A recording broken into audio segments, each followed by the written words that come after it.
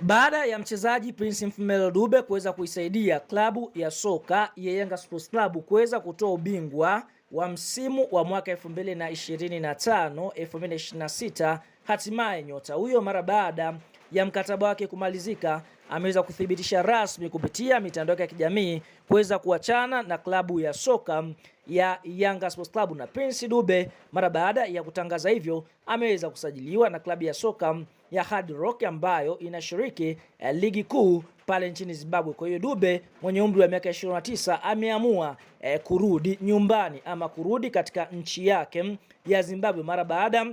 ya kucheza soka la Tanzania